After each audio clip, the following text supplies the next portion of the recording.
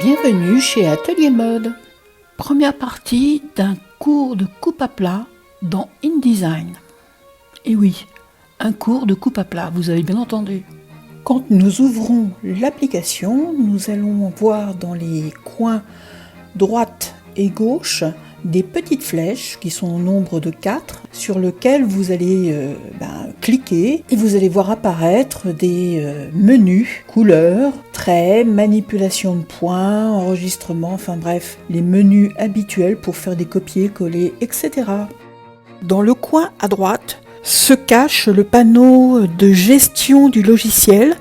Ouvrir, importer, exporter, réglage des traits, pointillés, épaisseur, couleur, enfin bref, tout ce qui est nécessaire pour le réglage d'un dessin technique.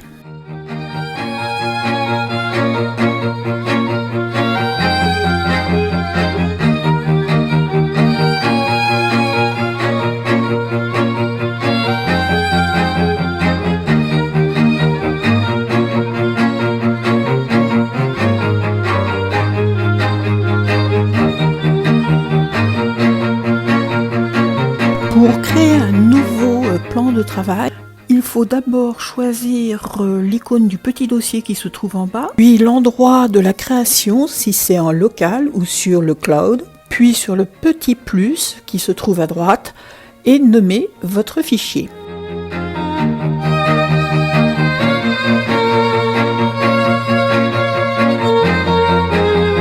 Après avoir nommé votre fichier, cliquez sur Nouvelle création vierge. Moi, je vais revenir en arrière car j'ai déjà créé mon fichier et je vais faire ouvrir.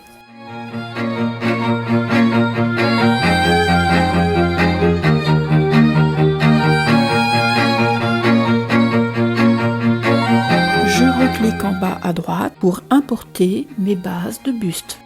Attention, moi j'ai déjà créé avec InDesign mes bustes, donc quand je vais faire l'import, je vais cliquer sur ma Dropbox qui est l'endroit où j'ai enregistré mes bases. Puis cliquez sur importer en local pour que l'importation se fasse sur votre page. Et comme vous pouvez le voir, l'importation se fait à l'endroit exact où j'ai construit mes deux bustes. Et en recliquant en bas à droite, je vais trouver la palette des calques dans laquelle je vais trouver ma construction sur plusieurs plans. En cliquant sur les petits tirets verts, je vais pouvoir afficher ou cacher ces plans et éventuellement les supprimer en cliquant sur la petite poubelle, ce que je vais faire de suite. Pourquoi supprimer mes calques ? Pour la simple et unique raison que je ne vais pas me retrouver avec une liste énorme de calques. Je veux un départ propre de base pour pouvoir démarrer ma nouvelle construction. En faisant une sélection multiple grâce à la flèche de sélection qui se trouve en haut de la barre de menu des outils, je vais pouvoir changer la couleur de mes bases. Et toujours grâce à l'outil de sélection, je peux déplacer mes formes pour les espacer pour la création de ma veste. Eh bien, merci de m'avoir écouté pour cette première partie. Je vous retrouve pour la deuxième partie de la construction de la veste. Merci de m'avoir écouté et si ça vous a plu, n'oubliez pas, lâchez des petits pouces bleus. Au revoir.